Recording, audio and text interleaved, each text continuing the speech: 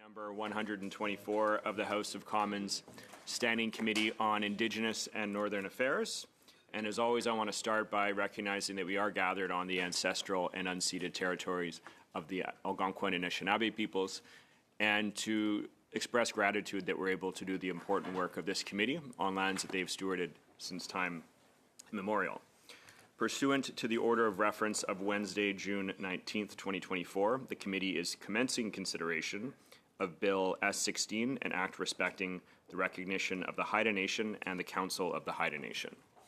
But before going any further, I just want to deal with a quick part of committee business, and that's approving the budgets, both for this study and the meeting that we're going to have next week with the Minister of Crown Indigenous Relations. So these budgets were circulated in advance. Just wanted to confirm that everybody's in favor of approving these budgets.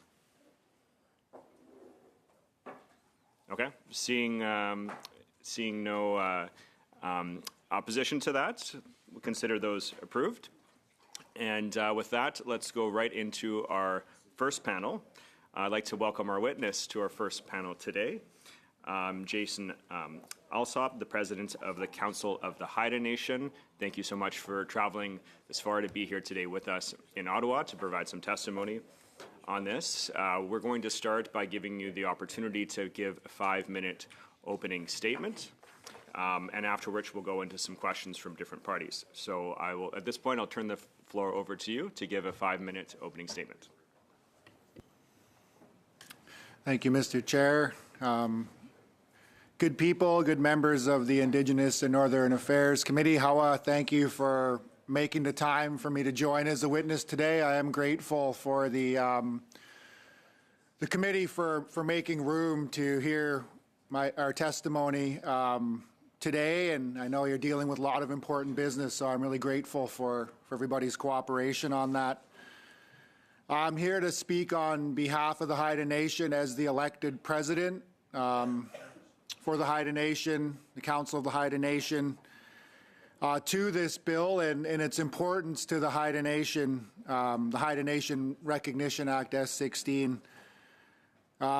It's hard to cover it all in 5 minutes, but I hope I can impart on you the historical significance of this legislation in terms of the relationship between the Haida Nation and Canada, which is reflective of the relationship between Indigenous people in Canada. And so our people, the Haida Nation, are the inherent title and rights holders to Haida Gwaii and the surrounding waters, which is defined as Haida territories in our Constitution. And a lot of this legislation is about recognizing the Haida Nation Constitution, which is our self-government determined by the Haida people.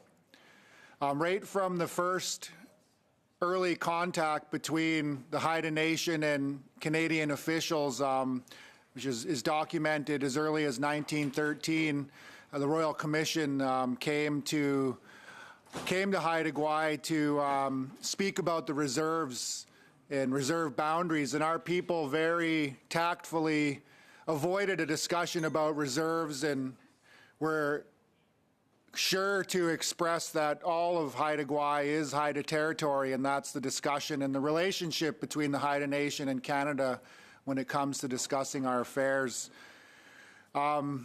I think as many in this room know, there's been a darker history in that relationship between Indigenous people and Canada. And, our people in the early 1900s were hiring lawyers and looking to, settle and come to a government-to-government relationship amongst our peoples.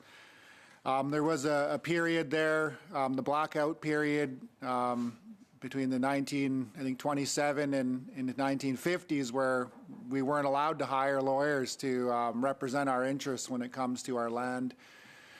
But despite that, our people carried forward, maintaining our hereditary system, our culture, while at the same time adapting to new ways of the Western world. And as things changed and there was more room for this discussion, our people came together 50 years ago in 1974 and formed the Council of the Haida Nation to represent all of the Haida Nation when it comes to government discussions about the land of Haida Gwaii and the oceans. So the Council of the Haida Nation has evolved to adopt a constitution which recognizes that the Haida Nation collectively holds Aboriginal inherent title to all the Haida Gwaii. It vests the governing power into the Council of the Haida Nation, an elected body, so we've adapted to a democratic model that has representation in Skidegate, Old Masset, and our populations in Vancouver and Prince Rupert, and elects a president and a vice president nationally.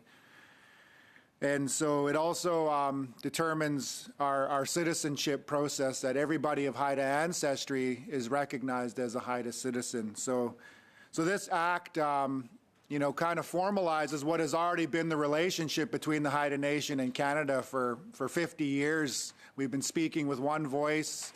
As the Haida Nation, we've entered into agreements. The Guayhanas Agreement is held up as an example of how Indigenous and Crown governments can work together.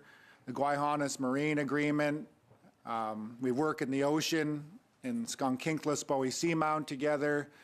With the province of British Columbia through the Kunstigu Kunstia Reconciliation Protocol, the Rising Tide Haida Tidal Lands Agreement, and really this work here that we're discussing came out of the Changing Tides Reconciliation Framework Agreement signed in August 2021. And so we've been carrying forward through successive ministers, beginning with Minister Bennett, Minister Miller, and now Minister Ananda Sangare, to reach the Nangkula recognition agreement, which outlined what's in the legislation before you today. So there's lots more I could say, and I think it'll come out in the questions, but I do want to just emphasize the importance of this for the Haida Nation in our continued relationship with Canada and BC. BC has passed legislation to this effect already in May of 2023. And it's important to have this mirroring legislation for both governments, have this clarity, just formally, legalized through your House. So we continue doing this work of what the Haida Nation, Haida language holders have translated of reconciliation of Kut At-Talung Shkangolcha Tolyafta, which is good people working together to make things right. And it's not only important for the Haida Nation, I think it's important for Canada and others to see an example and a model how Indigenous people have adapted to our present reality, formed a constitution that identifies our own citizenship, but also weaves together our democratically elected governing body with our village and band council governments, who also appoint members to sit on the council, a hereditary chiefs council, who also guides the work of the council and the nation, and it's something to be held up and looked to as a way of, again, trying to navigate our hereditary, our inherent title and rights with Aboriginal title, and bring clarity for everybody as we navigate, working together to continue to make things right in this country. So I'm happy to be here today in person, and again, Hawa for making the time. Thank you. Thank you very much, Mr. Alsop. With that, we're going to jump into our first round of questioning, starting with the Conservative Party. I believe Mr. Zimmer. You will start, and you'll have the floor for 6 minutes. Thank you, Mr. Chair, and thank you, President Alsop. It's a pleasure to have you here once again. We have heard from many witnesses at committee how important economic reconciliation is to reconciliation. And I'm just going to reference an article from the Globe and Mail first, and then I'll ask you my question. The article is that Globe and Mail, BC formally recognizes Haida Nation's Aboriginal title to Haida Gwaii. The article goes on, the agreement includes a commitment from the Haida to leave privately owned lands unchanged under BC's authority. Governance over existing Crown land tenures in protected areas will now be negotiated in a process that must reconcile Haida and provincial law. It goes on, the agreement, which has been approved by the Haida Nation and will be enshrined in provincial legislation, says that Aboriginal title will not affect anyone's private property nor local government jurisdiction and bylaws on Haida Gwaii. It also says public services, including highways, airports, ferry terminals, healthcare, and schools, will not be affected. Residents will continue to receive municipal services and pay property taxes in the same way they do today. The article, I'll finish, there's 2 more paragraphs. A leading expert in Indigenous law in Canada, Thomas Isaac of Castles, Brock, and Blackwell, said the agreement creates more confusion for landowners on Haida Gwaii than the lingering uncertainty of the pending title case. Quote, the Crown is recognizing Aboriginal title over every square inch of Haida Gwaii. What we know from Supreme Court of Canada case law is that Aboriginal title is the exclusive right to land. At the same time, fee simple privately owned land is the exclusive right to land. You can't have 2 exclusive rights to a single part of land. And so it's good to have you here again, Mr. President, and you brought it up earlier to bring clarity to this agreement, and you can. Can you speak to the concerns of private property owners that the Haida Agreement has provisions which include a recognition of Haida title over fee simple lands? How, Thank you. Mr. Zimmer? Is my mic working? Yeah. Yeah, I think it's unique. It is a unique arrangement. So in the Rising Tides Tidal Land Agreement between the Haida Nation and the province, Haida Aboriginal title is recognized throughout the land. So it does exist underneath the fee simple interests that are held by individuals. And actually, Tom Isaac, we went to a law conference and he presented, and many lawyers pressed him, had this discussion, important discussion for everybody around his comments. And he backed off in a sense, and he acknowledged that consent, a sovereign nation, the Haida Nation, under our governance, our lawmaking authority, can consent to provincial jurisdiction. And that's what we did when it comes to fee simple land. They remain under provincial jurisdiction, and it is compatible. We are not, nothing in our agreement it outlines derogates or takes away from those fee simple interests. In fact, others have argued it actually enhances it in this British Columbia situation where there isn't treaties in a lot of British Columbia, and there's uncertainty from a legal perspective on interests that were given out in an environment without treaty that are liabilities of the Crown from a legal perspective. And so we've also, that work though didn't come overnight. It's the culmination of working with our friends and neighbors on Haida Gwaii through protocol agreements we've had with each of the municipal governments, that our intention in pursuing our Aboriginal title interests is not to remove people from their homes or disrupt their communities. It's in fact to bring greater clarity of how we're going to continue to evolve our relationships. And so the agreement reflects that, that work. So I think for us, it's a creative path forward. And I also have to recognize that this discussion about fee simple interests isn't just between Haidas and British Columbians or Canadians and settlers. There's a lot of Haida people own fee simple lands as well. A lot of people were, through the Indian Act, not allowed to live on the reservations, and over time purchased homes in municipal communities and rural areas. And so it was a creative way to provide certainty for everybody in that this complex kind of landscape that we're all operating in. I know my time is about 30 seconds, 40 seconds. So the concerns around that, I guess, from the residents of Haida Gwaii that are not Haida peoples, The concerns around private ownership, then can that be can you reassure them, I guess, that will be respected, I guess, as it seems like the Premier has done and you have said, for clarity purposes, as a final statement, can you say that private ownership is going to be maintained? Yeah, the Haida Nation has already come to an agreement with the province around that, consenting to provincial jurisdiction. And I should clarify, those concerns did not come from Haida Gwaii. People of Haida Gwaii were not raising concerns in the media or vocally. Those came from outside of Haida Gwaii.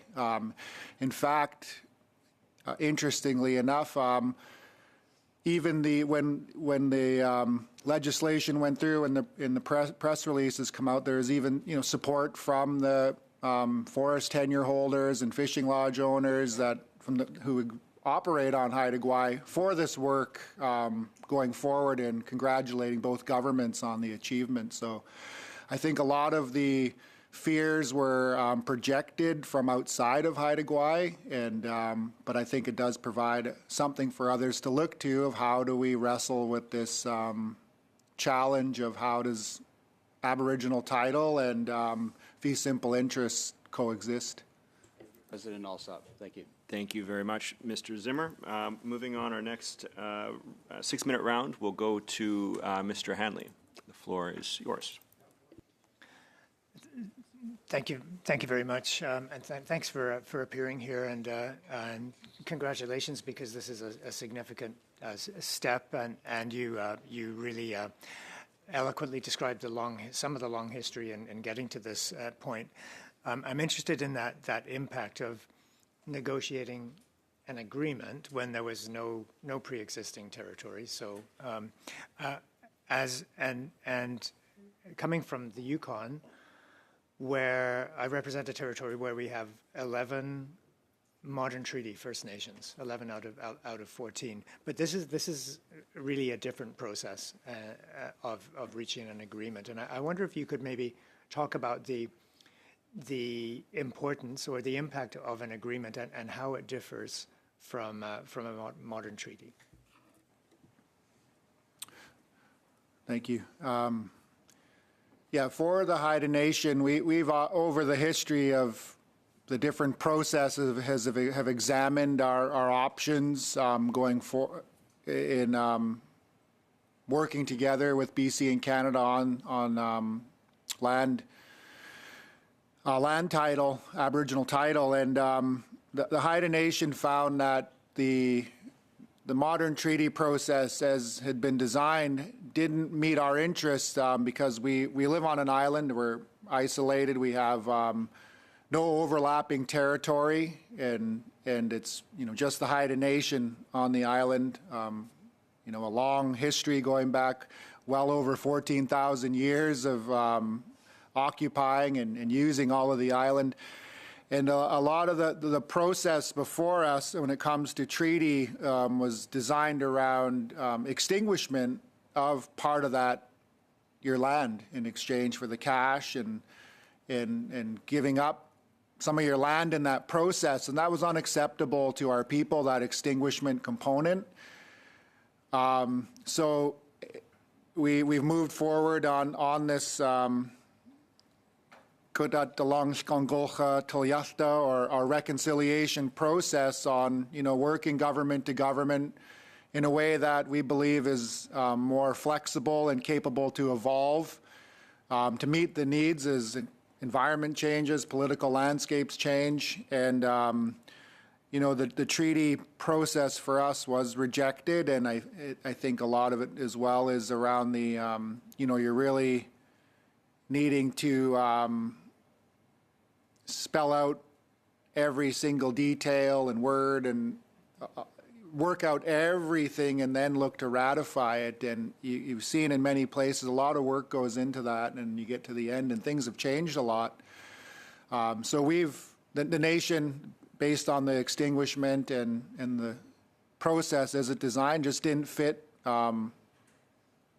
our position and our needs, and so we've moved on this other path here of working government to government through reconciliation. Thank you. That's very helpful. And one of the areas that piqued my interest was the Fisheries Resource Reconciliation Agreement, and that's an agreement between you and 7 other BC First Nations and the Government of Canada, and I believe the Great Bear Initiative Society, and this is one of the components, I believe, of the larger agreement. So I wonder if you could comment on this resource agreement and what that means for community fisheries or for self-determination over fisheries. The Fisheries Resource Reconciliation Agreement is a little bit different than this direct government-to-government, nation-to-nation work. It's the Haida Nation working with our allies on the coastal First Nations along a regional scale.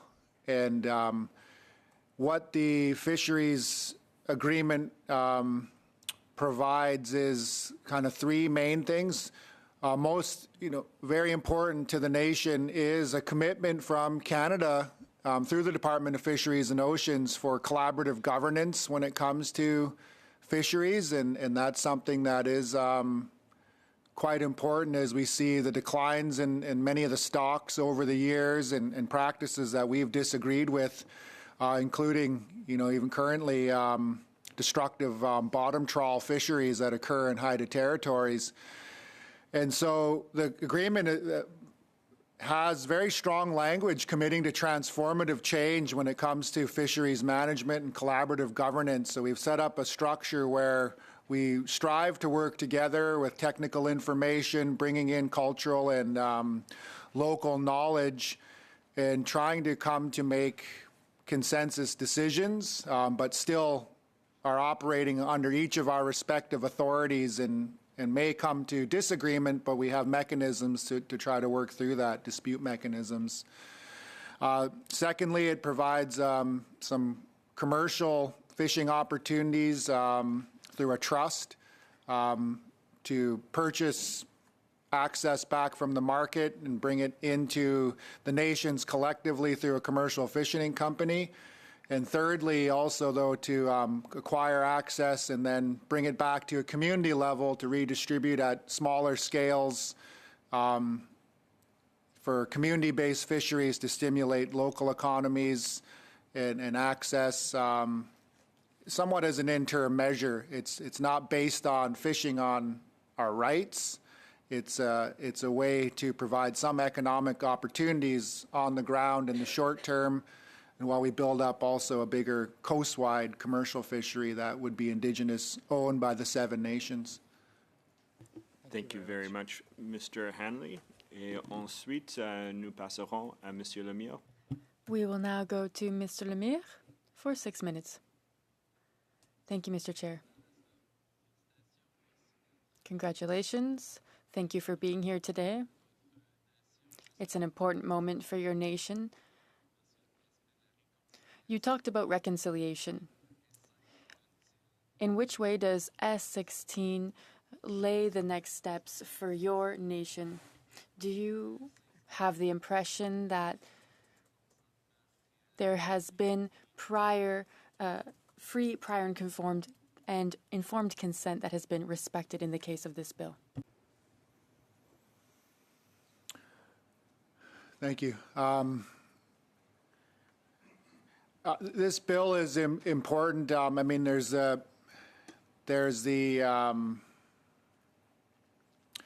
recognition of the Haida Nation as the title and rights holders legally, formally through this signals that shift from the imposed Canadian governance through the Indian Act as the only means to represent your people, to recognizing our Constitution and our governance as self-determined by the Haida people from a grassroots level built up. So it recognizes that in a strong way and clarifies, again, the relationship going forward. From a more technical or practical level, it also provides the Council of the Haida Nation with the tools to properly interface with the Western system as a government, as any other government. The powers to enter into contracts, to go to court, to handle money, deal with the same taxation exemptions and abilities as other governments. So there's an important function there for the Council of the Haida Nation that up until now has had to be fulfilled through operating under the BC or British Columbia Societies Act. So we had to arm as a British Columbia society to operate our government. So it's been a conflict to have to come under a provincial nonprofit model while you're running your sovereign government, and it'll help us move to operating under the Council of the Haida Nation solely and streamlining our administration and financial affairs. Est-ce que vous avez le sentiment aussi? Do you have the impression that this could create a precedent, that this may give the opportunity to other Indigenous nations to move towards this same recognition and greater self-determination and independence? Each nation is, on their own journey and has their own path. I would hope it could be an example to look towards. I think you see under the current system, there's support for tribal societies or amalgamations of a number of communities coming together, recognizing their true historical connections and family relations that were severed by the Indian Act when several different bands are created, when there are large nations who had once operated together more through their cultural system. So I think it provides an example and something to look to. I wouldn't prescribe anybody for how they should run their own affairs as a nation, but we're open to sharing our experience, and I think anything that helps bring strength to our inherent title, our collective interests, and brings nations closer together is a positive thing, and is something, again, we're happy to share about our experience. Avez-vous le sentiment que le gouvernement... Do you have the impression that the federal government has been acting in good faith in relations with you? I do, yeah. We've worked closely with Minister Ananda Sangare, Minister Miller previously on coming to the agreement, the Nangkulas agreement. We've collaboratively developed the language of the agreement and been abreast to the legislative process as well. And I think we've worked carefully together on the language to make sure it meets the needs of both parties throughout this process. Et quelle a été la formule? And what was the winning formula for you to allow the Haida Nation to get to this bill that will normally soon be passed? In other people's cases, it has been a slower process sometimes. So what was the formula that worked for you guys in this bill?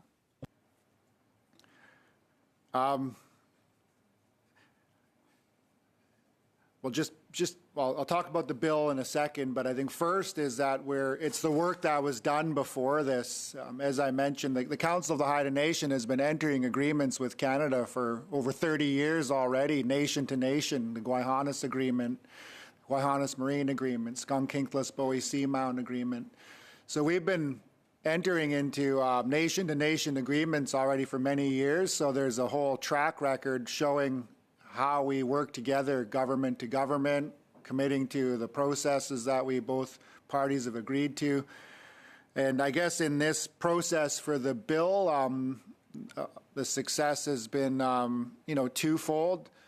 One, I do have to acknowledge, we have an active Haida title litigation case that's been on the books now for over 20 years, where we've had to put forward our position there that the Haida Nation is the title and rights holders.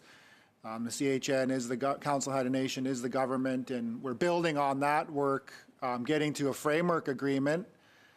And for this bill, it hasn't felt like a quick process for us. We started in the Senate in February 2023, so it's felt like a long time for us. So we're excited to hopefully see it get through here and get through the House. But I think it's been a lot of the open communication between us and government, and support from all of the parties in this process. I want to recognize Jamie Schmale coming out to Haida Gwaii as well to take a look and meet us, and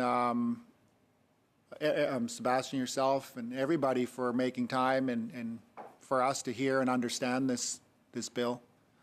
Merci beaucoup, Monsieur Lemire. Next, a new member or a visiting member of the committee, Mr. Bachrach, you have 6 minutes for the mic. Thank you very much, Mr. Chair, and welcome back to Ottawa, Gagwis. It's good to have you here before the committee and to be addressing this very important piece of legislation. And I want to start by recognizing the committee for passing this bill rapidly through second reading and getting it to committee where we can discuss its contents. It originated in the Senate, and I think its passage through the Senate was quite efficient. And so it's good to see it here at last, and hopefully we can deal with it in good order. And I want to take a moment, I hope you don't mind, I'd like to just briefly take a moment while we're talking about the Haida and talking about Haida Gwaii to offer my heartfelt congratulations to Lannis, Tamara Davidson, who on Saturday became the very first MLA of Haida descent in British Columbia history for the riding of North Coast Haida Gwaii. So I know she's going to be a tremendous representative for all people on the North Coast, and the fact that she's from Haida Gwaii and she represents this historic first is a really special thing. I thought was worth mentioning. And she was previously an elected member of the Haida Council of the Haida Nation. So perhaps I'll start with the timing of this and the sense of urgency. Gagwis, why is it important that the committee do its work in an efficient way and that the House consider this bill as quickly as possible? Yeah, Howard Taylor. I think, like I've iterated here, is that this is 50 years in the making since we formed our Council, the Haida Nation, to represent the Haida Nation when it comes to title and rights to the land and the sea and all of Haida Gwaii. And so this agreement is important to not only catch up to BC and have, again, mirroring legislation and recognition from both governments as we move forward. I think, also, which is at the forefront and most pressing for the Haida Nation is, recognition that this has all been about trying to continue to seek recognition of title to our lands. We've gotten there with the province, and this work stems not only from, again, litigation, but also from our framework agreement where Canada is committed to negotiate based on recognition of title and rights throughout the land. And it is our pursuit to continue to seek that recognition of title from Canada as well, that mirrors what we've been able to do with British Columbia. And again, continue to build on our foundation of success in working together and moving forward from this chapter of denial when it comes to title and rights, and particularly an example in Haida Gwaii where, again, there is no overlapping interests of other nations. It's kind of a clear example of, again, our self-governance, self-determination, and a very strong case that, you know, we're continuing to move through the courts and negotiate at the same time. And we're all trying to, for both all of our people's interests, work in good faith to settle what we can, government to government, and not leave the courts to decide things that we should be able to sort out as people, and, you know, save taxpayer dollars and all of us dollars in that process. So getting this legislation completed and through the House is just an important milestone to complete part of the work we've committed to together, the HIDA and Canada, and continue, you know, building on it. I think it's fair to say the HIDA are really leading the way in terms of some of these agreements and recognition of title outside of litigation. My understanding is that the BC agreement was the first time in Canadian history that Aboriginal title had been affirmed without going to court. What is it about the Haida Gwaii context that has made it unique or has allowed it to move forward in the way that it has? On the Haida Gwaii, you know, as I mentioned, again, is one nation, one voice. We've come together to represent our interests with the government and have a 50 years experience of the self-government process already.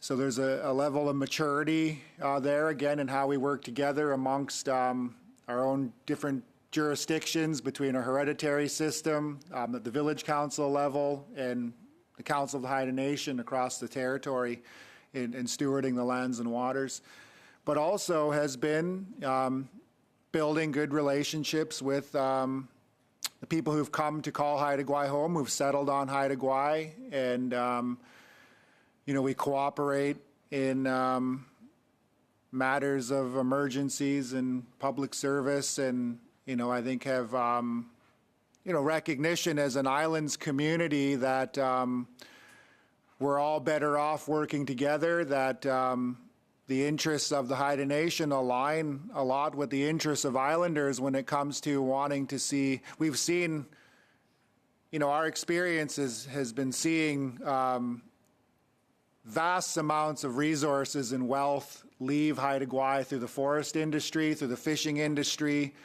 with very little ever coming back to reinvest in communities, to reinvest in infrastructure. You know, we don't have any swimming pools or recreation centers or anything to show for billions and billions and billions of dollars that have been taken off our islands. And, you know, the people, everybody who lives on Haida Gwaii recognizes that working together, we can do better for Haida Gwaii and make lives better for everybody, and I think that's the commitment we've made in our framework agreement. It's to improve the lives of the islands community, which is the Haida and our municipal communities and everybody who lives on Haida Gwaii. And so just that recognition when you're out there, it takes all of us to keep society going and volunteering and keeping all the recreational opportunities, and you know, we all go to school together. We're quite integrated, and you know, we have protocol agreements with all of the municipal communities. We meet monthly, myself and the elected leaders from Skidegate, Old Masset, and the mayors and regional districts, and just recognize the economy of scale that we need to, you know, over time to provide better services. We all need to work together and use all the public money for in a better, maybe more efficient way. So I think there's a lot of willingness in relationships built over time, but also a lot of new younger people who are moving to Haida Gwaii because they've seen the progressive approaches that we've taken, and they're interested in being there and raising their families in this environment where we all work together and want to figure these things out.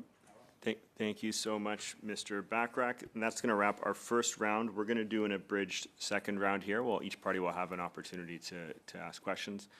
We'll start with Mr. Smale for 5 minutes. Thank you very for coming. It's great to see you again, and I do appreciate the shout-outs in regard to your hospitality. I did enjoy meeting some of the members of the island and also your citizens, and we had a great time and a great conversation, and you did clear up a lot of questions I had as once that bill was tabled. I did appreciate you taking the time and going through. So what I'm going to ask you, I guess, is stuff we've already covered when we met and in subsequent conversations, but also just to basically pick up where you left off. And I even just looking at your website for the Council of the Haida Nation, your website's outlining self-sufficiency. You're talking about economic development. You're talking about taxation. You're talking about charting and moving forward on that path. And as I told you in person, that's something I think this side supports. But I just want to go on to that natural resource part, because that's one thing. We did talk about this, about the lumber industry being very important to that area. How do you see that playing out? How do you see that relationship moving forward in terms of economic reconciliation as a whole? Thanks, Jamie. However, bringing up the Constitution, in the Haida Nation Constitution, our mandate is for steward the lands and waters, but also, continue to strive for sovereignty and self-sufficiency, for the nations and the island. And I'll reel back a little bit, then get more into your direct question. But the self-sufficiency part is, it's maybe threefold. One is, as a government, as a nation, we need to get to the place where, all of those revenues weren't leaving Haida Gwaii and going to Victoria or Ottawa, and figuring out that equation of, what's needed to run government on the island, over the nation, and local governments, and continue to build towards that self-sufficiency, but also recognition that, part of this process is coming to terms with the fact that we are part of Canada and British Columbia and this confederation, and how does all this work? We've been kind of in this period without agreements and without formalizing it. Sometimes it's been like we're acknowledging each other, but not acknowledging each other, and have found still ways to navigate it. But it starts to get more formal as we continue down this path. But also at an individual and a household, a community, a clan level, what our benchmark is our ancestors, the Haida Nation, before the coming of outsiders and imposition of crown governments, was self-sufficient and sovereign. We had vast cedars and an ability to build all our own housing, make our own canoes for transportation, add value. Haida art is known around the world. Totem poles come from Haida Gwaii and are known globally. So our people were using the resources in a respectful and sustainable way, adding value, bringing them to the mainland for trade, for things that we didn't have on the island that could come from across Canada to the coast, and traded beyond the coast down into California, and had part of that extensive trade network. So we have a history of being self-sufficient and knowing how to use Haida Gwaii to sustain ourselves. But that was disrupted with the Indian Act system, and try to become dependent on government for services, and restricting our use of the territory to meet our needs. And so, a lot of this is about continuing to heal and unpack those learned behaviors to get back to that self-sufficiency that we had at clan and village levels and a nation level. With that said, a lot of the value has been extracted, and so the environment we're working in now is in a big deficit. A lot of environmental and ecosystem damages and challenges that need to be repaired. But we are, we are also in this reconciliation process with the province and taking them to court over a tree farm license transfer, had come to acquire the largest tree farm license on Haida Gwaii. So we're one of the largest employers in the forest industry currently. We encouraged many of our members to become contractors and small business owners. So we are, we're right in the middle of this web of trying to find the balance between creating meaningful careers in the restoration and in the restoration of Haida Gwaii through the stewardship economy. We have a number of different trusts that provide resources for stewardship work and work at the nation, as well as the carbon credits. We're the largest, part of the largest. Mr. Alsop, I'm afraid we are running late here, so I'm going to have to ask you to wrap up here. Okay, well, I was just getting to the punchline, but yeah, Howard, Jamie, we're committed to the economic component of this by working with islanders and just looking at, what's here for, what do we need, what's leaving, what's the leakage, and how do we really just work together with our people who live on the island to kind of sort out the best use of the land to balance out all the interests. Thank you very much, Mr. Schmiel. And next, we will be going to Mr. Batiste for 5 minutes.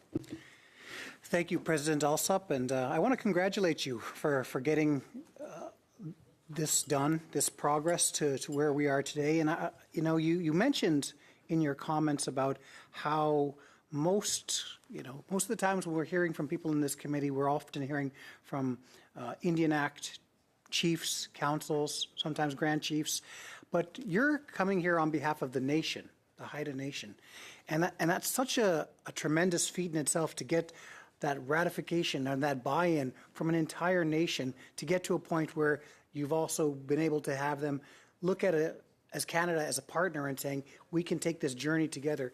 Would you be able to tell us a little bit about how you've got to this journey of being able to work as a nation on behalf of the nation as opposed to, individual Indian Act bands?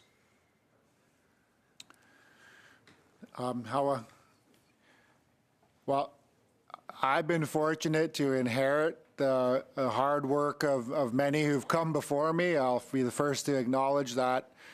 It was actually, the chief counselors and the band counselors of early days who recognized the work of running the community in town and trying to pursue land title was too much was a lot of work, and they brought some funds and initiated, we need a council just dedicated specifically to this.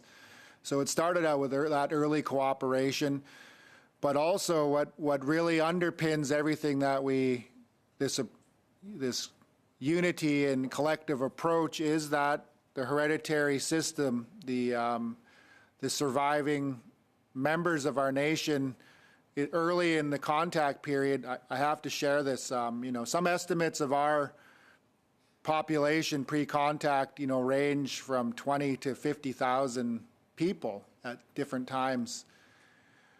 With the coming of smallpox and other introduced diseases, there's a point in the early 1900s where our population was reduced down to 600 people, or just under 600 people on Haida Gwaii. And so the surviving hereditary chiefs, title holders, all the people came together collectively to ensure that we'll move forward with one voice, and that together we'll all manage the territory. We still all recognize each other's traditional territories, but we'll move as a nation. We're in a survival mode, and that's been reaffirmed in the Constitution through a Haida Accord document that everyone's committed to work collectively. And it's been patience, persistence, and the discipline along the way. But also that, the way, if you look in our Constitution, a lot of the lawmaking authority through our House of Assembly, our interpretation, our votes are by three-quarter majority. So, anything that moves through, has a strong support of three-quarter majority of the people in the process, which, reflects the nation. So, there's not always that, some things that come down to that very close margin can sometimes create greater division, but, this three-quarter majority approach, I think, has also been quite strong, and just the commitment of everybody to continue to participate and support each other in this journey. Thank you, Chief. President. President, are you satisfied with the current legislation as written, and would you like to see it passed expediently? I am satisfied, and we'd like to see it passed expediently, yes. No more questions.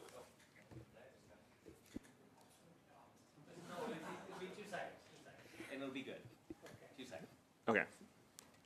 Mr. Smell. Okay, thank you. I'll just quickly do this as a shout out. I did appreciate the President's time. He also introduced me to the manager of the co-op on the island, who actually grew up about 15 minutes from where I did. So in the town of, I grew up in Bobcaygeon, they grew up in Dunsford. But I also wanted to say, maybe you gave me a lot of stories about him as well, about his contribution, how he basically is one of like many on the island, right? Who's found a great space to call home as well. Did you just want to add anything else about how everyone seems to be working together? And you put it earlier in your words that it didn't matter if it was Haida Gwaii members or non-Indigenous.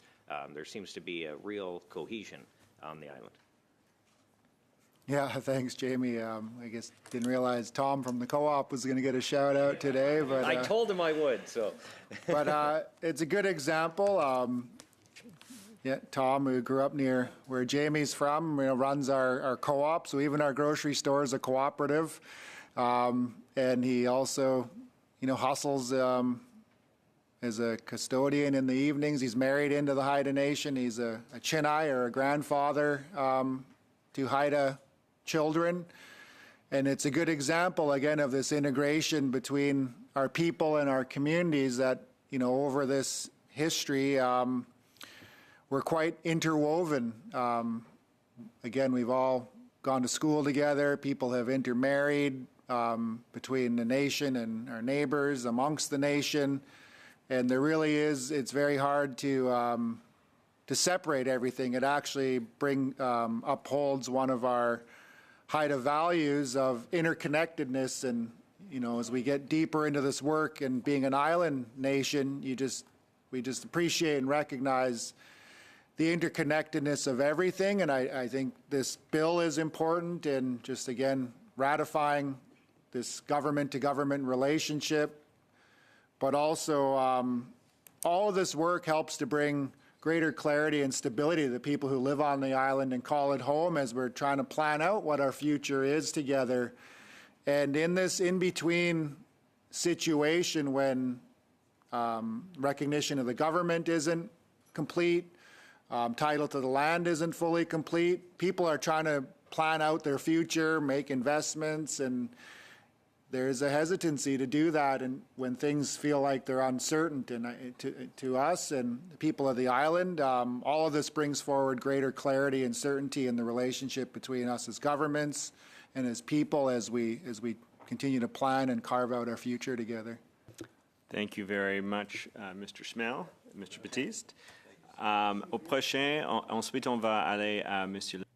We will now go to Mr. Lemire for 2.5 minutes. Thank you, Mr. Chair. Thank you to our witness for being here with us today and for sharing the history of the Haida Nation with us. I'd like to hear you speak to the oppression that your nation faced in terms of the oil and gas industry, as well as other industries. I know you're looking for these industries to act in a more safe manner for the environment. In 2018, you said you're concerned with the oil and gas industry that is coming into your area, and there's a risk of explosions, which would have a significant impact on your community. I know that several members of your community went to jail for having advocated for one of the oldest forests in Canada in the 80s.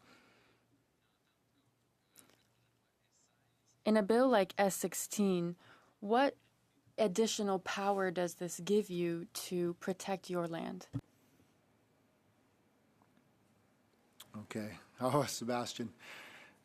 There's a good one simple question at the end, but a big build-up. And I think, what I want to share is what I'd already touched on here is, our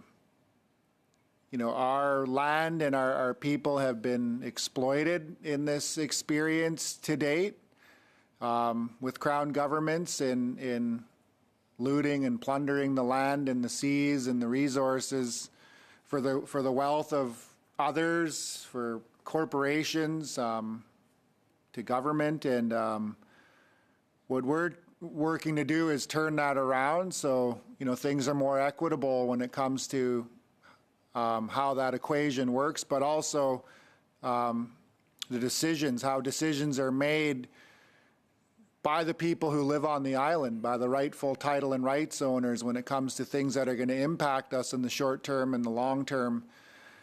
And, we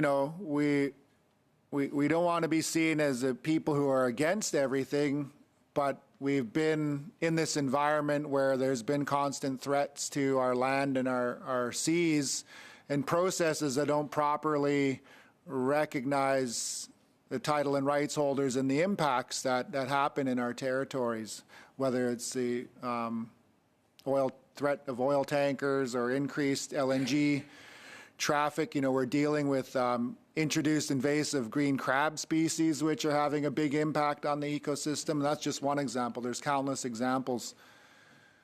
I would say to your question, this recognition doesn't give us any more powers than we already don't have. We operate under our inherent title and rights. We operate on the strength of the people and the nation and our ancestors. So this bill doesn't give us any more power. That's up to us. That's our inherent title, our inherent rights as the original people of Haida Gwaii. But what the bill does is help us work, interface with Canadian and Western systems more clearly. Merci. Merci beaucoup, Monsieur Lemire. Thank you very much, Mr. Lemire. Round of questioning. I will turn the floor over to Mr. Bachrach for 2.5 minutes. Thank you, Mr. Chair. I appreciate Mr. Lemire's question. I was going to ask something about the North Coast oil tanker moratorium, which is a piece of legislation the Haida were really instrumental in seeing passed, and something that the Conservative Party has promised to rescind as soon as possible if they're elected as government. But I won't ask about that. Instead, noting that Minister Ananda Sangri is in the room and we're going to be hearing from him next, I thought perhaps, Gagwis, you could set the stage a little bit. This is largely a bill that is recognizing something that's been taking place for 50 years, which is the self-government of the Haida people. And it's an important step, but it's a simple piece of legislation that hopefully will provide the springboard for future work. And I wonder if you could share with the committee what you hope we can get done as a parliament. What's next? If this bill passes swiftly and we're given the opportunity to continue in this partnership with the Haida Nation, what's the next piece of work you hope we can accomplish? Howard Taylor. There's two main pieces to follow from this. One is an internal piece of work that the nation does need to work together and look internally at what how we would like to evolve from the status quo when it comes to the Indian Act and that everything that's rolled up within that. There is a fundamental difference between status band members recognized under the Indian Act in our communities versus Haida citizens recognized under our Constitution. and how do we close that gap to make sure all Haida citizens are being supported with the programs and services that they deserve under our system, and how we work together with governments to achieve that. Secondly is, we've seen, in our framework agreement, again, is a very historic step by Canada to agree to negotiate and litigate at the same time as we try to resolve issues efficiently and responsibly and in an orderly way together. You've seen we've reached progress with British Columbia with the Rising Tides Haida Tidal Land Agreement. And, originally we started that process together as a tripartite negotiation, moved bilaterally with the province and completed that agreement.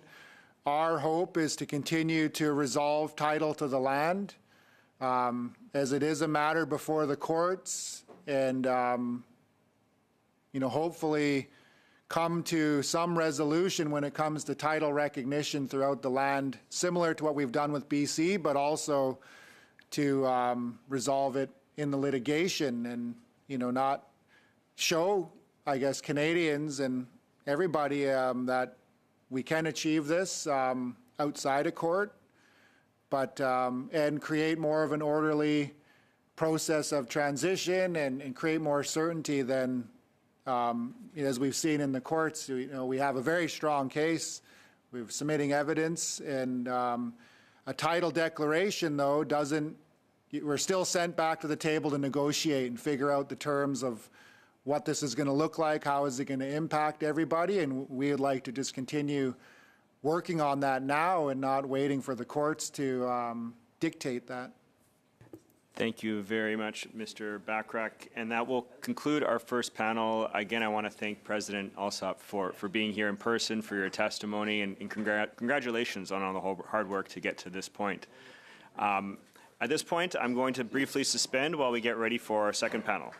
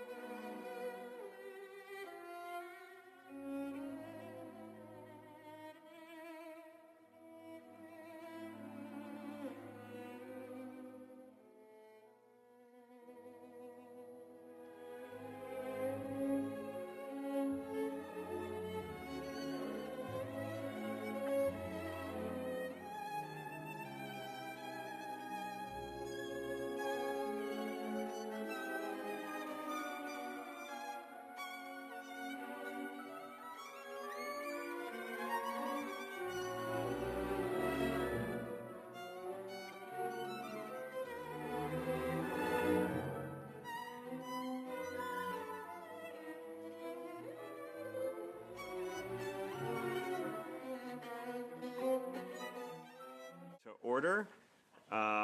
We are going to move right into our second panel. I'd like to welcome the witnesses that we have here today, including the Honourable Gary Anandasangri, Canada's Minister of Crown Indigenous Relations, and also from the Department of Crown Indigenous Relations and Northern Affairs, we have Danielle White, Senior ADM Treaties and Aboriginal Government, Paul Dick, the Federal Negotiations Manager, Bruce Hamilton, General Counsel from the Department of Justice. Minister, welcome. I will turn the floor over to you to give a 5-minute opening remarks. Thank you, Mr. Chair, and let me just begin by congratulating you as the new chair of this committee. It's my first time back here since your chairship. I also want to welcome Danielle White, who is, as you indicated, our new senior ADM, as well as Paul Dick and Mr. Hamilton from Bruce Hamilton was with the Department of Justice.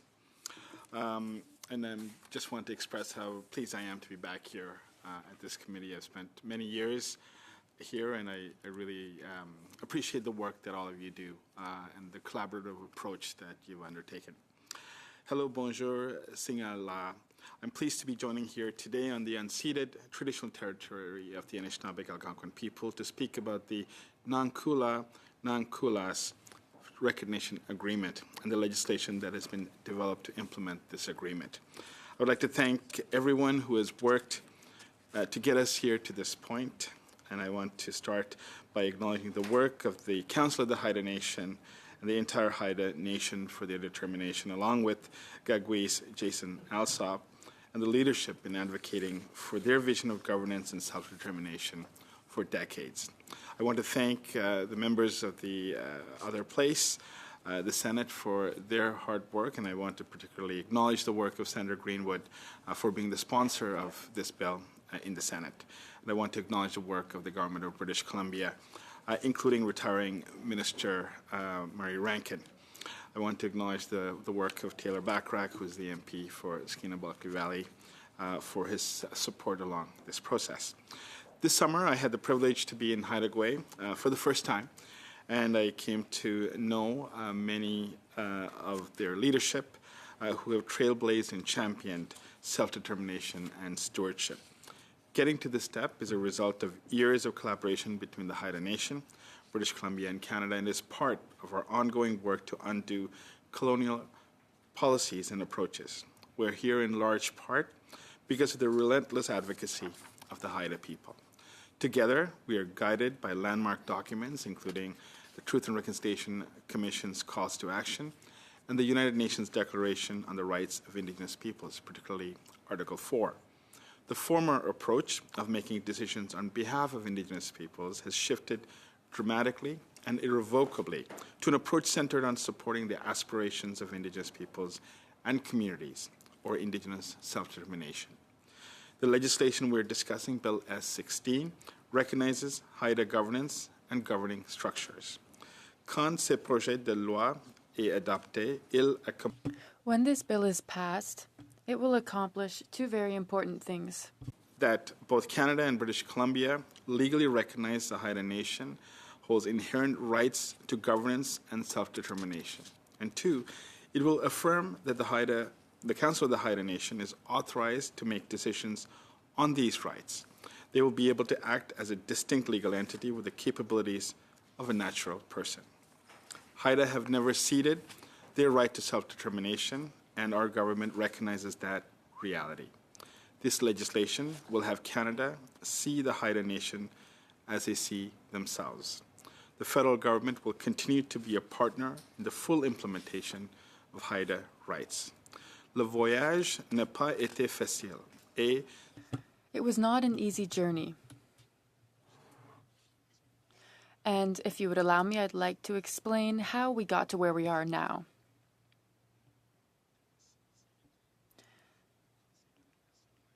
It's been 50 years since the Council of the Haida Nation began litigation to get its land back. Framework for Reconciliation came to fruition, which has served as a foundation for a renewed process of incremental reconciliation negotiations. in April 2023, Haida and British Columbia were able to sign an agreement and pass the Haida Nation Recognition Act.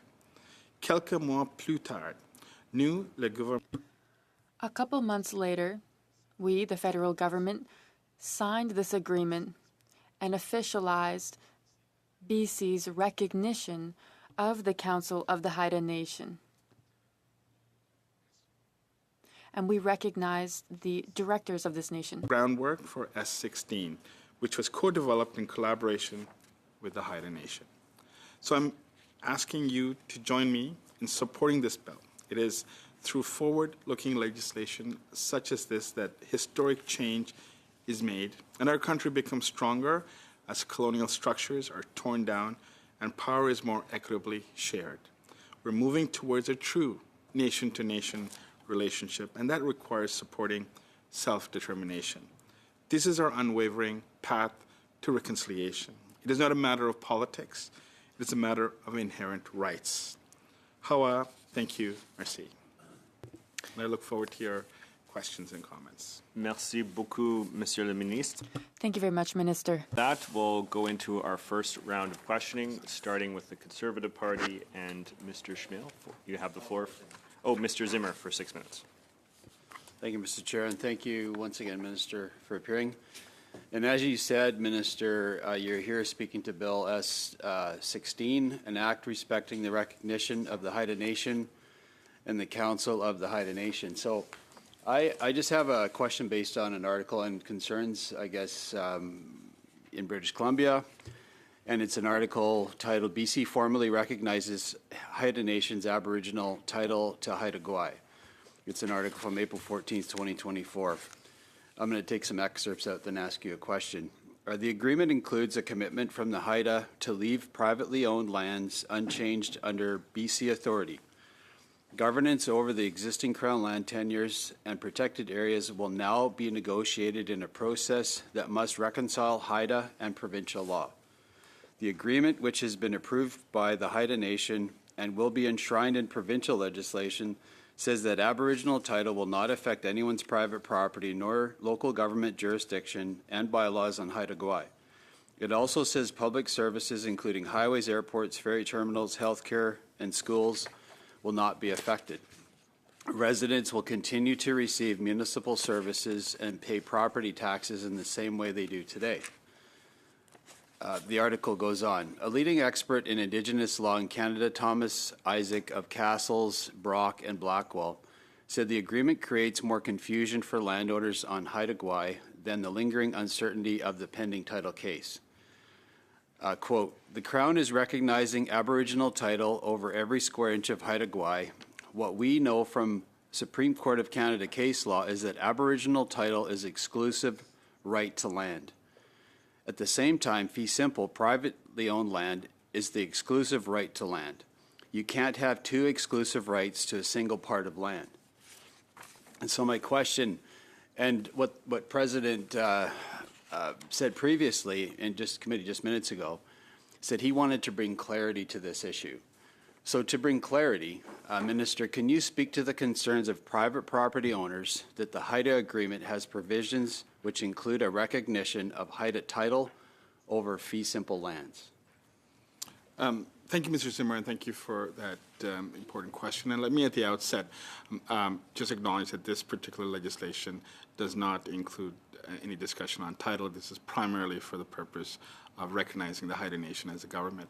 Having said that, I was at the provincial legislature when this legislation was introduced by Minister Rankin.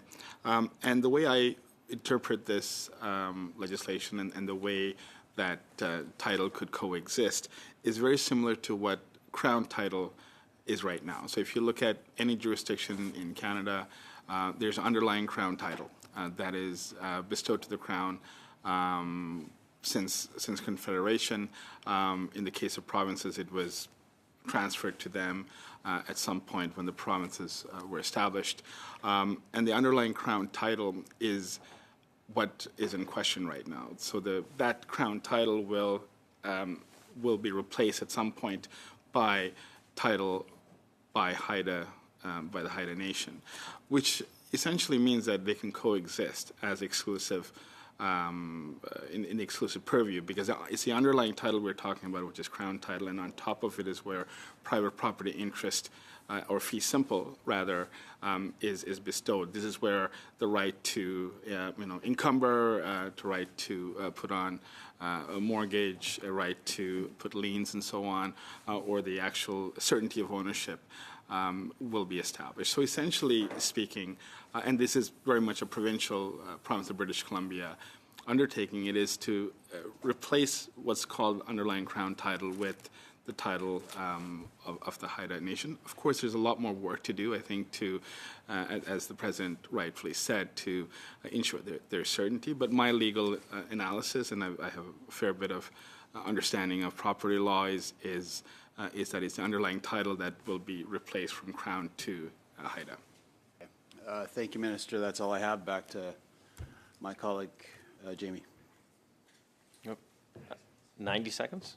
Okay, thank you very much, Chair, and thank you, Minister, for appearing here today. I'm going to actually basically ask the same question I asked the President earlier. It was in regards to natural resources and the development of them. Specifically, we were speaking about lumber and the lumber industry, which is very important to British Columbia, and the economy of potentially that island, depending on how they choose to develop that. So how do you see that working together to ensure that, obviously, this piece of legislation looks after the governance structure, but how do you see that based on your just previous answer working together?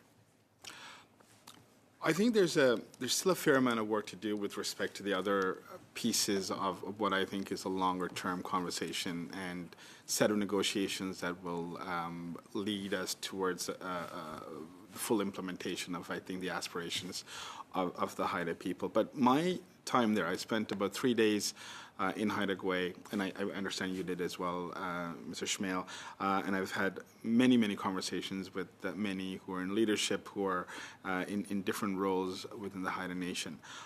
Their aspirations for their people and their land is very similar to the aspirations of, I think, any people, which is to ensure that there's self-sufficiency and that they have full authority over the development of their region and of their lands. And I believe that through negotiations, through discussions, they too will support industries that will benefit not just individual corporations, but also themselves and collectively the island. And this includes natural resources. However, there is, there are caveats in the sense that it needs to be sustainable and it needs to have a longer-term view of protecting the environment. UNDRIP already, in my opinion, addresses this issue in a fundamental way. It enables First Nations who don't have necessarily title in most cases to be able to assert the notion of free, prior, and informed consent, which interpreted in a real way after almost 3 years of this being legislation, is that development can take place. However, it needs to take place in a manner that is in full informed consent of the impacted nation. And I believe that as title takes shape and as other agreements take shape, I believe the same is true of the Haida Nation. Thank you very much, Mr. Schmale. And with that, we'll move over to the Liberal Party in the 6-minute round. And Mr. Batiste, the floor is yours. Thank you, Minister. And it appeared from the previous testimony that this legislation was driven by the Haida. Can you talk to us a little bit about the process of how it was co-developed, how it was negotiated, how it was ratified to ensure that we are confident that the Haida Nation are behind this? Thank you, Jaime. This summer I had the privilege of initialing 3 modern treaties in British Columbia. And each and every one of them, Kitsum, Kalim, Kitsalis, and Comox, were in discussions for over 30, if not 35 years. They were painstakingly negotiated collectively as one agreement that encompasses the range of issues from treaty lands to, in some cases, jurisdiction over a range of issues.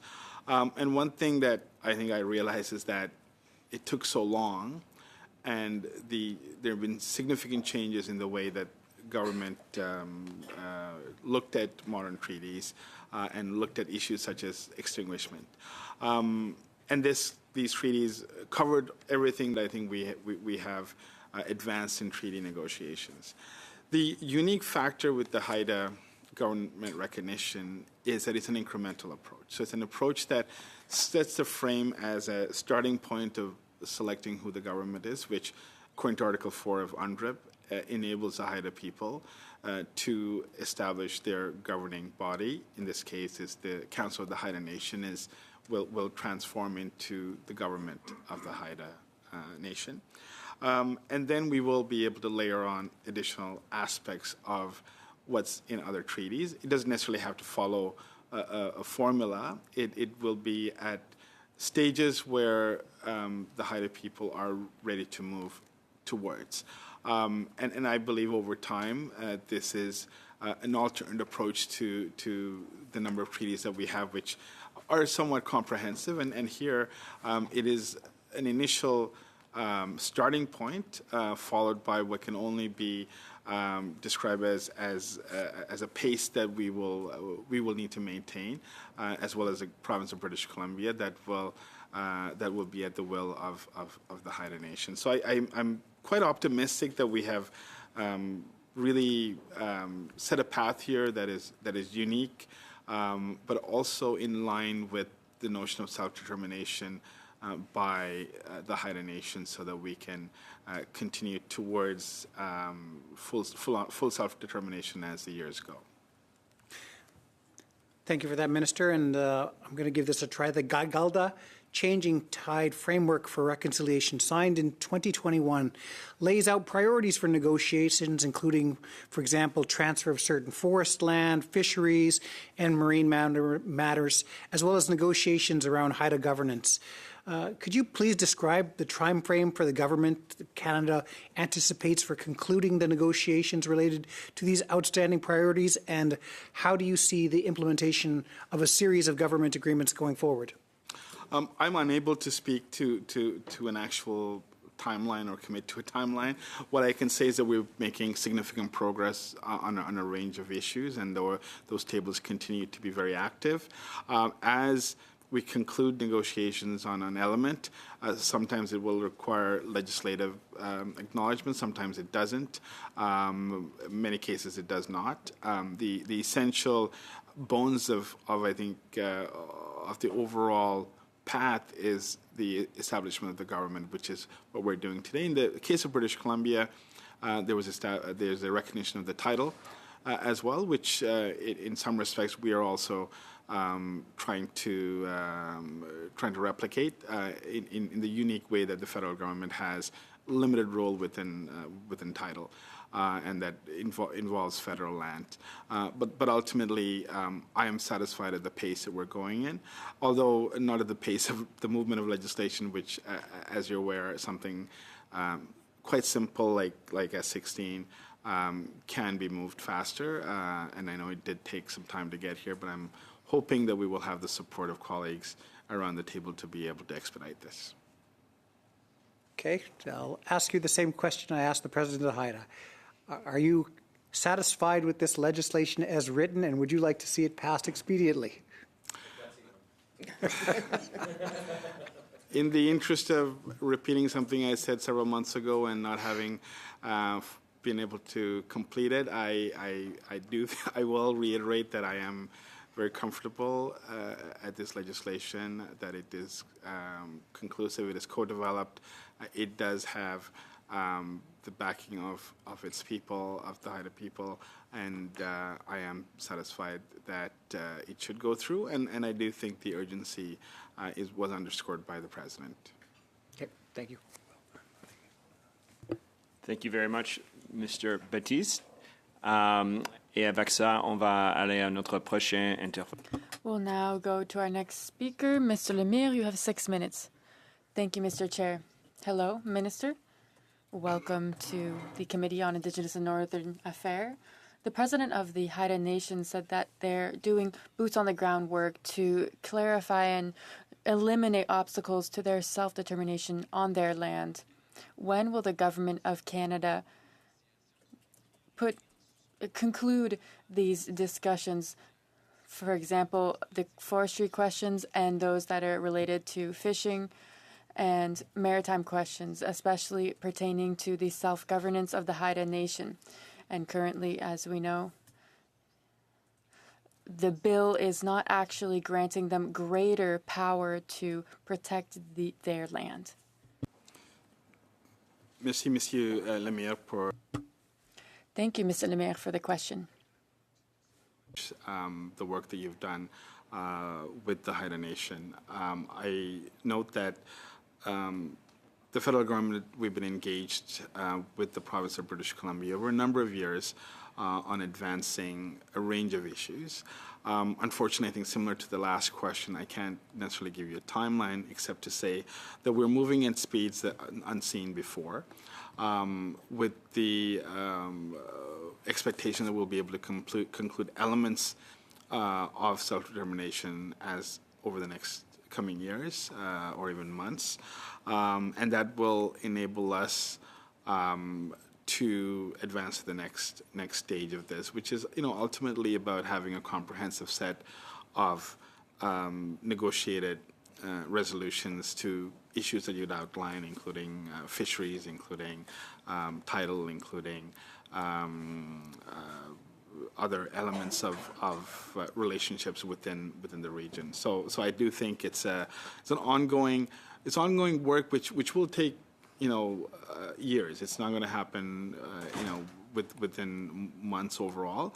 I think we can get to different stages over a short period of time. But in terms of the overall framework, where I think if you speak to the president, he will tell you the longer vision, that will take some years to conclude. Est-ce que vous pouvez nous assurer que... Could you ensure us that you have done your due diligence at all levels and that you are going to implement tangible solutions to support their desired reconciliation and the self-determination of their lands? Could you give us some examples of tangible action that you have taken in due diligence?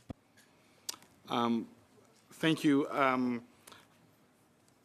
This has been in the works for 50 years. The Haida people have been asserting their inherent right to self-determination, essentially since contact. In a legal sense, I think, as the president had outlined, there was a point at which they couldn't even obtain legal counsel because that was barred by law. I believe in the last several years we have moved an incredible amount to ascertain the first element of it, which is governance. The passing of Bill C-15, the UN Declaration on the Rights of Indigenous Peoples, is a foundational document for Canada. It's a foundational document towards self-determination and recognition of Indigenous rights. And I believe that has enabled us and in many ways pushed us along in ensuring that we can move faster and more coherently on these issues.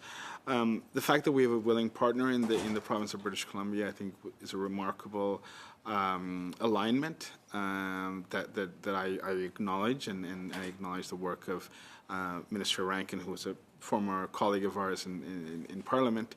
And together we've been working, I would say, in tandem towards moving the dial on this issue, with the province of British Columbia leading the way and us following, using our own internal mechanisms and accountability processes. I am very confident of the work that's been done so far. I'm also very confident that we will be able to reach and progress on the work ahead. This is J'aimerais vous poser une question supplémentaire, Monsieur le Ministre. Minister, I'd like to ask you another question, if you'd allow me. What precedent would this create for other nations who aspire to have this same independence? Could we expect there to be similar bills in the future? Do you have any ideas for this? Some projects in the pipeline that would be similar to what happened in British Columbia throughout Canada? I believe I heard the term independence. I think the term is self-determination. The path has already been set. The Whitecap Dakota is very deliberate in that clarification. But look, the path has been set through the Whitecap Dakota,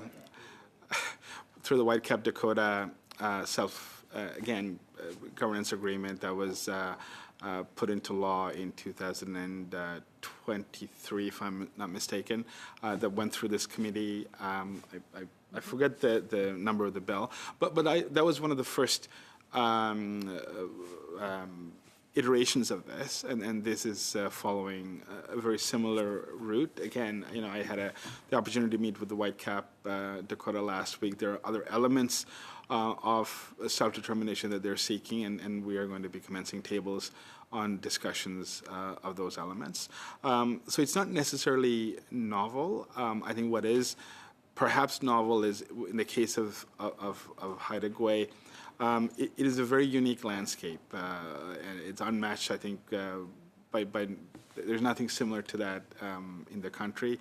There are no overlapping communities or nations, and in all sense, it was never ceded by any treaty or any type of surrender.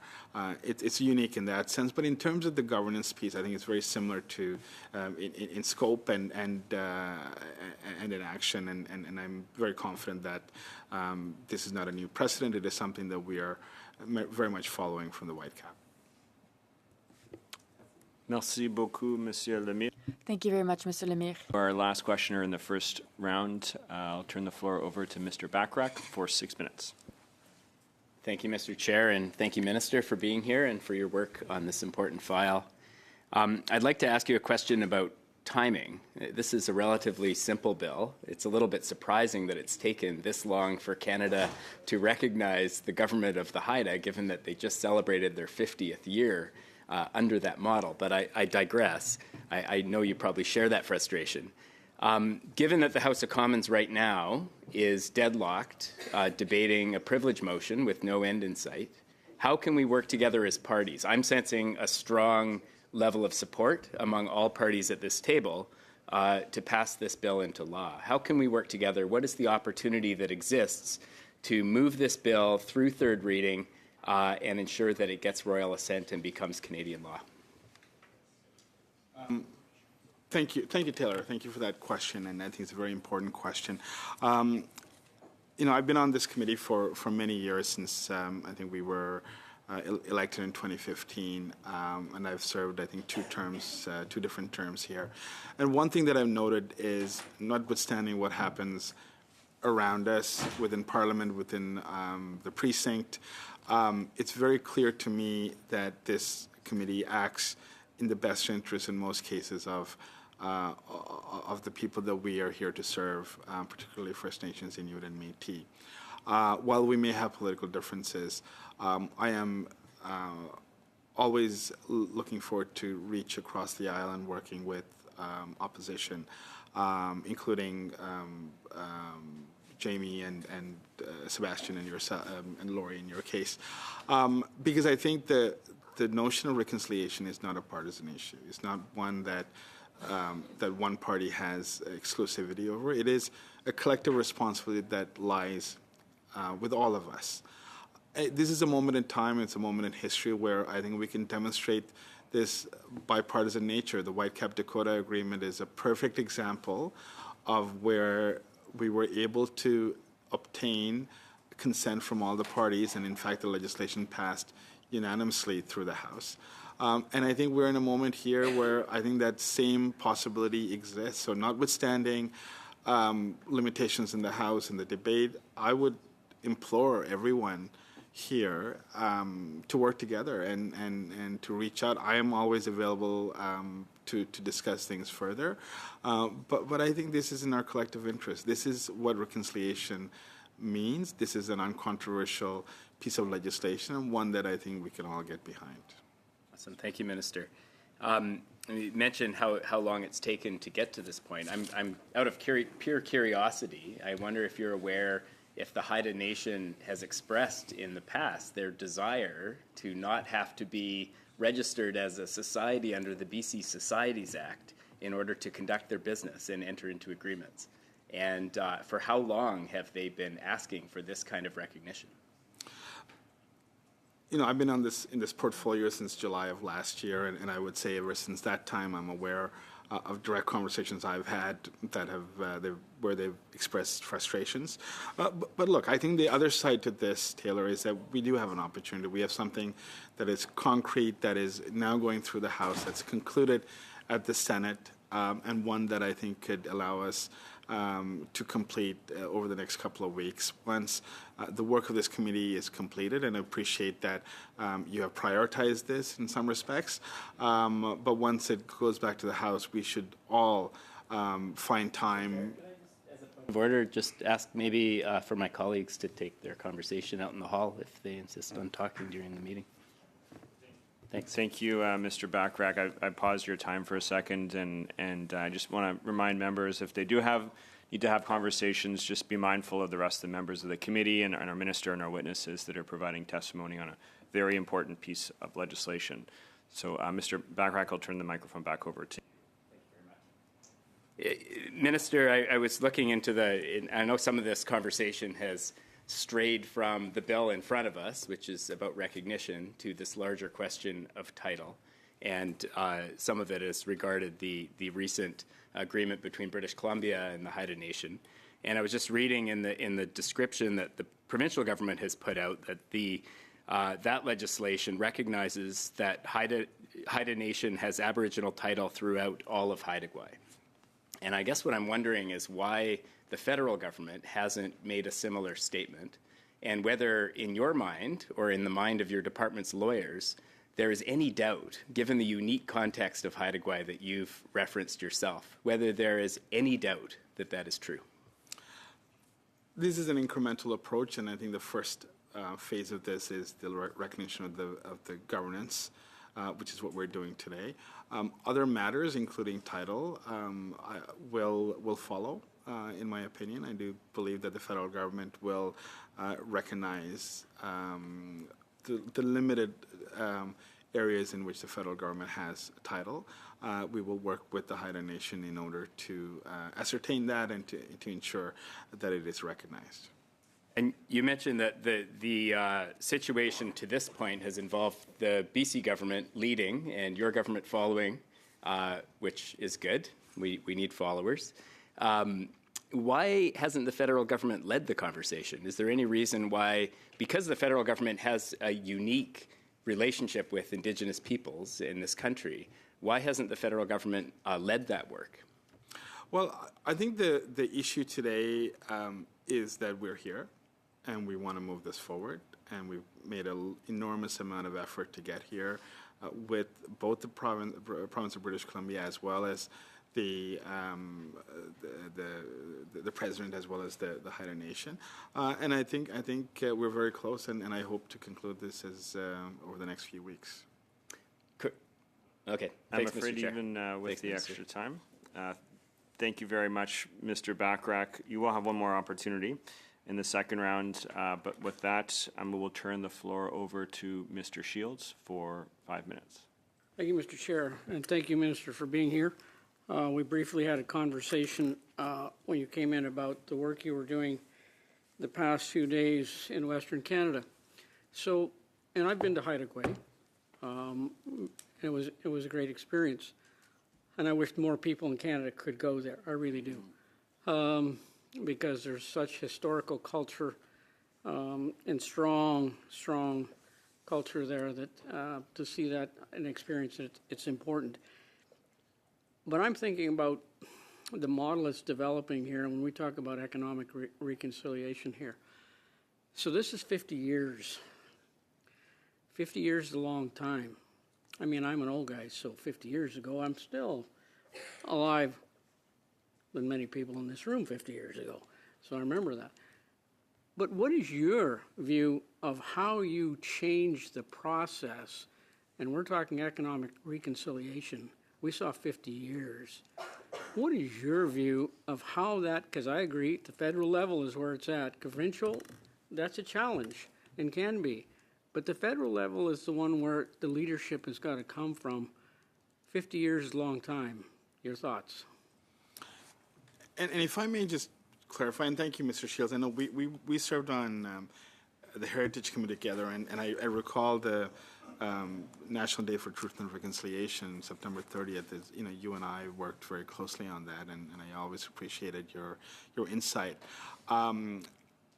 Look, 50 years is a long time, but the work that we started with the framework agreement and to getting here is a 3-year process. There is, pending litigation, which is aside from this.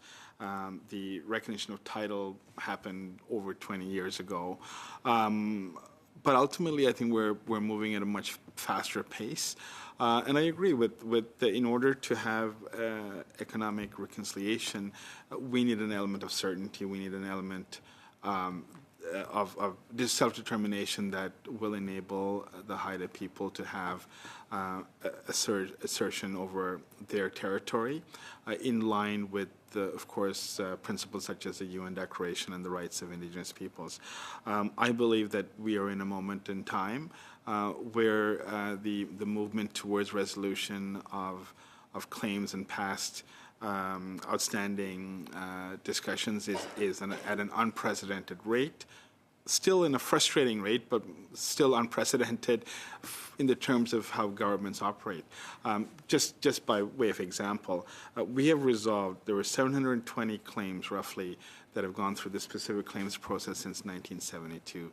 We have solved half of them in the last 9 years alone. So almost 50% of the claims that are resolved in the spec claims process has been in the last 9 years. Could it be 75%? I wish it were. And I do think that we are in a very different place than where we started off. And we are moving at a pace that is much faster. I would like to have it, and I, in some respects, I share your frustration. I would like to see this move a lot faster. Part of the challenge, I think, when we talk about, treaty negotiations or comprehensive negotiations, is that we do get sometimes stuck on an issue, and because we can't move that issue, everything else stalls. The approach here enables us to have multiple discussions on a range of issues, and the ones that we can land and ones we have agreement on, we conclude and we move to the next issue and the next issue and the next issue. And I think that's the unique nature in which we're in right now. And understand how important at the grassroots level they develop what they need to do and the strengths they bring to those discussions, because that's what needs to build up from. But on the other side, I find a lot of resistance from bureaucracy in wanting change. Bureaucracy never wants change. And I've been in situations where I've been involved in listening conversations where bureaucracy didn't know, because the Indigenous people had me on the line and they didn't tell the other people that I was there. But the bureaucracy didn't want to change what Indigenous people wanted to do to innovate. And I think that's another challenge as leadership for government, is the bureaucracy that we have is change is very difficult. So that's the other side of leadership on this issue. One of the things that I've tried to do is get out there in community, get out there and actually speak to individuals and community members and leadership. Last week I was in Saskatchewan and Alberta. My Liberal caucus members in Saskatchewan were just elated that I was there. It's time to laugh now. But my point is that we were able to, really engage on the ground with impacted communities, where I saw firsthand some of the challenges, and they also, had the opportunity to talk directly to me without anyone else. Our culture is evolving and it's changing, and I think we're much more focused on providing Indigenous-centered approach to Indigenous-centered self-determined approach to decision-making, and that transformation is taking place as we speak. Thank you, Mr. Minister. Sorry, I'm going to have to stop you right there, Mr. Shields. We're over time. But at this point, I will turn the floor over to Mr. MacLeod for 5 minutes. Thank you, Mr. Chair, and thank you to the Minister. I found myself actually nodding my head in agreement with Mr. Shields, and kind of made me nervous. But I also heard Mr. Shields and yourself point out that 50 years is a long time. 50 years ago, we started negotiating a land claim in self-government. I belonged to Dehcho First Nations. I was in my teens when our nation started negotiating. I just celebrated my 65th birthday, and we're no closer to settling a claim than we were when we started. And we don't have the option of walking them from the table. We don't have the option of taking the government to court. So we've been talking and talking and talking, and mostly because we don't have very many options. And if we walk, then the interim measures provisions are lifted, and our land will start to get developed without us. So we have no choice. We're sitting there negotiating with a gun to our head. And that's no different than the NDP Métis, and they have many issues they want to resolve. But it's all because we all operate under the comprehensive claim policy. And I listened to with great interest as the previous witness talked about negotiating a claim through a reconciliation process, which seems to be different from what some nations are forced to operate under. So I think there's opportunity there. I really would like you to explain the differences between the two and the benefits of what's happening here and what maybe could happen in other areas, and why. Maybe tell us why it doesn't happen. Why am I sitting here, 50 years later, still waiting for our nation to move forward on land tenure and governance? Thank you for the question. And I think what you're describing is very much the reality that motivated some of the policy shifts that we've seen over the last number of years, beginning in 2017 with the recognition of rights and self-determination process and those tables, which is where the Haida Agreement emerged from, which was recognizing the comprehensive claims policy, which has been in place since 1986, amended a few times along the way, wasn't meeting the needs of partners, and many groups were not coming to the table in the first place. The Haida entered the treaty process, I think, in 1986, and then the BC treaty process in 93. They weren't making progress, so their litigation was filed in 2002. And then at the time, also the federal policy was either you negotiate or litigate, and we don't do both. With the rights recognition approach, with the passing of the UNDA Act, the federal policy approach has shifted where we are now moving towards incremental approaches. The possibility of not on everything, but being able to negotiate some things while litigation can continue. And so it's something that partners, AFN and others, have called for the repeal of the comprehensive claims policy. There was an effort in 2017 with the framework, but we're still working on it. And it's difficult to get consensus on an issue like that at the national scale, but working with willing partners at the various tables, we are able to make some incremental progress. So what we're seeing here with Bill S-16 is something that's never been done before. It is a novel approach. Among the approaches we have, I think now we have over 125 recognition of rights tables across the country where we are piloting interest-based approaches to negotiations that will get away from some of those barriers that communities have faced in the past.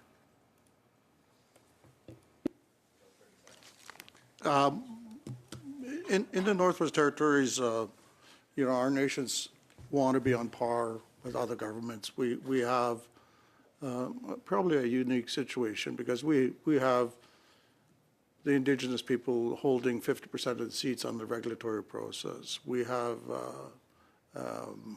resource royalty share, and we have, a number of things that are not available probably to nations in other parts of Canada. And it probably is not as important for us to have UNDRIP, but UNDRIP was a fairly important milestone when it was passed. So I wanted to ask about how does S16 align with the commitments the government has made under United Nations Declaration on Rights of Indigenous People Act? So, sorry, I'm going to just have to ask for a short answer, if possible. I know that's not it's hard to do a short answer for that question. Article 4 of UNDRIP essentially enables Indigenous people to recognize and to authorize their own government, and in this case, this legislation essentially recognizes the Haida Council of the Haida Nation as the government of the Haida people in line with UNDRIP. Thank you very much, Mr. McLeod. À ce moment, on va aller à... We'll now go to Mr. Lemire. You have the floor for 2.5 minutes. Thank you, Mr. Chair. Minister, on the one hand, you said that the bill will not create a precedent. So there won't necessarily be hope for other nations who are looking to find self-determination. But on the other hand, you said that things have been expedient and there is a process that exists for self-determination. Do you think that this is a robust enough process that it will survive a change of government? Do you think that there will be a bill to recognize the Métis of Rivière Rouge and that will put an end to more than 140 years of negotiations? There has already been a strategic error in terms of dealing with the Métis, and it seems that support is not going to the correct groups. Promises have been made. Does the Métis Nation of Red River, will they have the opportunity to experience the same self-determination as the Haida? Again, thank you for that question. We are working with a range of different partners to ensure that there's a path to self-determination, and we look forward to concluding the work with the Red River Métis. Donc, est-ce qu'il y a un projet de loi qui... So, is there a bill in the cards? I've heard about negotiations, an agreement. When can we expect a bill to be tabled to recognize the Métis of Red River? We are in the process of concluding discussions, and I think it'll be premature for me to give you a timeline, but I can commit to bringing forward something that is in line with our discussions at the earliest juncture. Merci, Monsieur le Ministre. Thank you, Minister. Thank you, Mr. Lemire. That will go to our final questioner in the second round and for the second panel. Mr. Bachrach, you have the floor for 2.5 minutes. Thank you, Mr. Chair. Minister, there's now a bit of an asymmetry between British Columbia's recognition of Haida title and the federal government's posture on it. Does that asymmetry create any potential legal confusion or challenges when it comes to the interpretation of what British Columbia has done? Okay, so I have 4.5 more minutes.